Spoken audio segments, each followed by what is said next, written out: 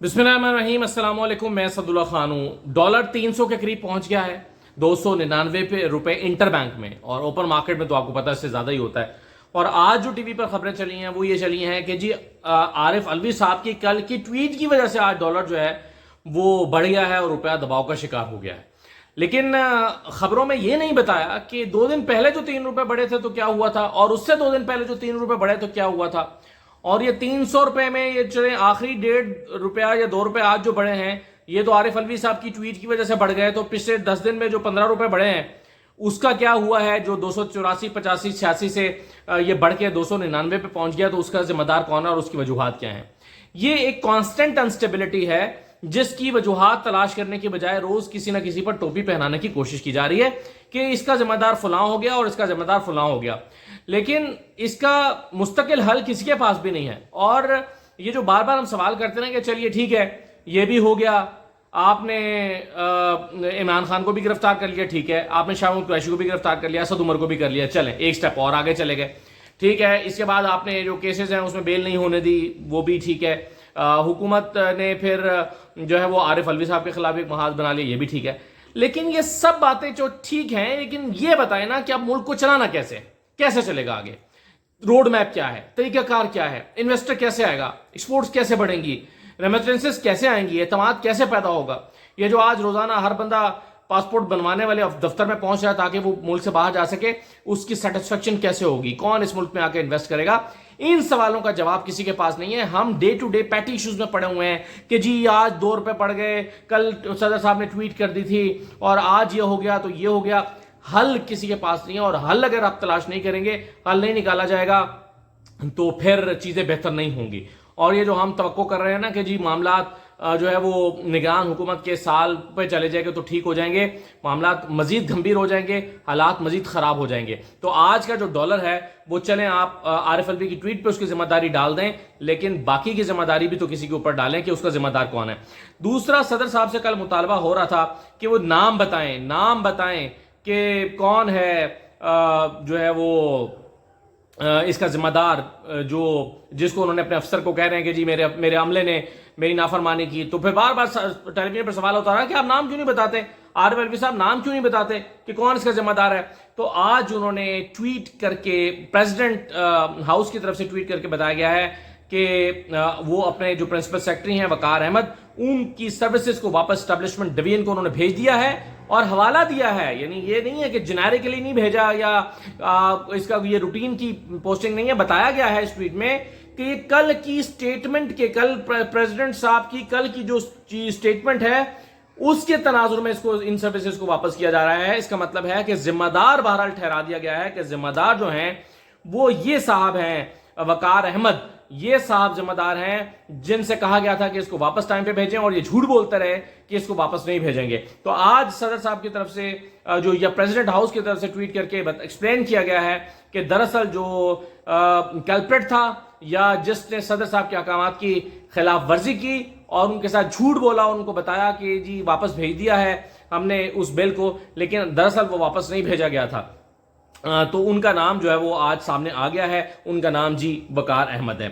अच्छा, कल का दिन काफी लिहाज से इंपॉर्टेंट है, बहुत सारे इंपॉर्टेंट केसेस लगे हुए हैं कल, और एक परसों बड़ा इंपॉर्टेंट केस फिक्स हुआ है। कल देखिए, एक तो 22 अगस्त को इमरान खान की अपील पर समाअत होनी है, वही जिसके बारे में मैंने आपको बताया था कि जब इमरान खान की अपील दायर की गई थी तो दरखास्त की थी आमिर फारूक साहब से कि कल आप इसको सुन लें, कल के लिए नोटिस कर दें। तो आमिर फारूक साहब ने कहा था कि नहीं कल नहीं हो सकता, कल नहीं कर सकेंगे। और उन्होंने कहा था कि आप मुझे 4-5 दिन में अर्ली कर देंगे, इसको 4-5 दिन में कर देंगे, अर्ली कर देंगे, बेफिक्र हैं अर्ली कर देंगे। लेकिन वो अर्ली उन्होंने मैक्सिमम टाइम लिमिट जो 14 दिन की होती है उस 14 दिन के बाद किया, और वो अब अपील कल सुनने समाअत के लिए जा रही है और कल उन्हें आमिर फारूक साहब ने सुनना है। अब अगर वो सुन के बेल दे भी दें तो भी कोई इसका फायदा नहीं होगा, उसकी वजह कि इमरान खान को तो अब 6 और केसेस में भी उनकी जमानत खारिज हो गई है, तो इमरान खान की रिहाई तो अमल में इससे नहीं आएगी। तो ये जो आज हमने देखा है कि ये जो समाअत अब कल होने जा रही है इस्लामाबाद हाई कोर्ट में, अब 14 दिन उन्होंने पूरे गुजार लिए हैं, लेकिन फिर भी आप हतमी तौर पे नहीं कह सकते कि कल क्या होगा और क्या इमरान खान की जमानत इसमें केस में हो जाएगी, जो कि आमतौर पर इस तरह की जो जमानत है वो पहले ही हेयरिंग डेट पे हो जाती है। لیکن اب دیکھنا ہے کہ عامر فاروق صاحب اس کو کس طرح سے آگے لے کر چلتے ہیں. تو یہ تو ہو رہی ہے کل. لیکن پھر بہت سارے لوگوں کو میں دیکھ رہا تھا کچھ کنفیوژن ہو رہی تھی. وہ کہہ رہے تھے کہ سپریم کورٹ میں پھر جو پرسوں 23 تاریخ کو اپیل عمران خان کی لگی ہے وہ کیا ہے, اور اس کے لیے بینچ کانسٹیٹیوٹ کیا گیا ہے. چیف جسٹس امتا بندیال, جسٹس مظاہر علی اکبر نقوی اور جسٹس جمال خان مندوخیل, ان تینوں پر مشتمل ایک بینچ بنایا گیا ہے جو کہ پرسوں سماعت کرے گا, 23 تاریخ کو سماعت کرے گا عمران خان کی ایک اور اپیل پر. وہ اپیل کیا تھی؟ وہ اپیل یہ تھی کہ عمران خان نے کے وکلاء نے کہا ہے کہ ہم نے اسلام آباد ہائی کورٹ سے درخواست کی کہ کیس جو ہے وہ اس کو واپس بھیجا جائے, اور یہ ان کا دائرہ اختیار کو چیلنج کیا تھا ہمایوں دلاور صاحب کے, اور اس کو واپس ریویو کرنے کے لیے ہمایوں دلاور کے پاس ہی بھیج دیا تھا اسلام آباد ہائی کورٹ کے چیف جسٹس نے. تو اس پر انہوں نے اپیل کی ہے اسلام آباد ہائی کورٹ کے اس فیصلے کے خلاف کہ اس پر دائرہ کار اور قابل سماعت ہونے کا فیصلہ پہلے ہی ہمایوں دلاور 2 مرتبہ کر چکے تھے, تو ان کے پاس تیسری مرتبہ بھیجنے کا کیا مقصد تھا؟ تو تیسری مرتبہ ان کے پاس نہیں بھیجا جا سکتا تھا. اس چیز کو چیلنج کیا ہے خود اب عمران خان نے, اور چیلنج کیا تھا, اور اس کو سپریم کورٹ میں اب یہ سماعت کے لیے فکس ہو گئی ہے, اور چیف جسٹس امتا بندیال, جسٹس مظاہر علی اکبر نقوی اور جسٹس جمال خان مندوخیل جو ہیں وہ اس کی سماعت کریں گے.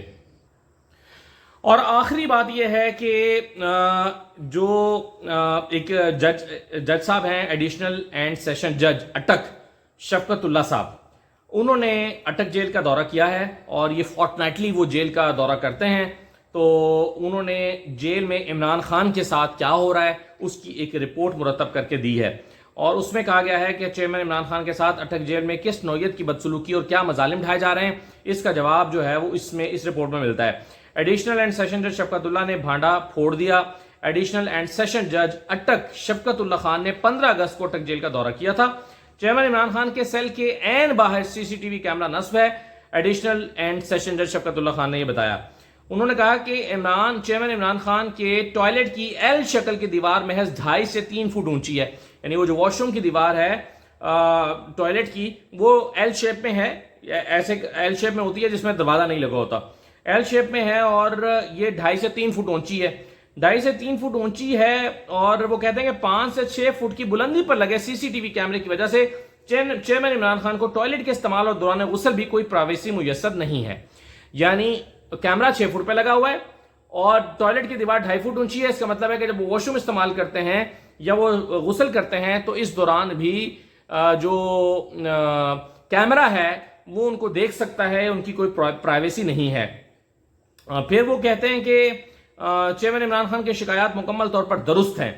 عمران خان کو اسی حالت میں رکھنا پاکستان پریزن رولز عمران خان کو اس حالت میں رکھنا پاکستان پریزن رولز 257 اور 771 کی صریحاً خلاف ورزی ہے. ایڈیشنل سیشن جج شفقت اللہ صاحب نے کہا ہے کہ وکلاء اور اہلیہ کی چیئرمین عمران خان تک رسائی میں بھی مشکلات کا سامنا ہے. جیل حکام کی جانب سے عمران خان کو درپیش شکایات کے ازالے کی یقین دہانی کروائی گئی ہے.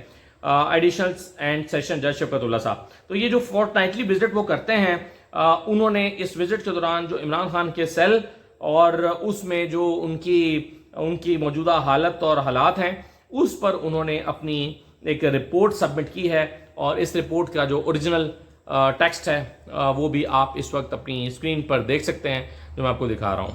تو یہ ہیں جی کچھ اپڈیٹس, باقی باتیں انشاءاللہ پھر رات میں کرتے ہیں. اجازت دیجیے, اللہ حافظ.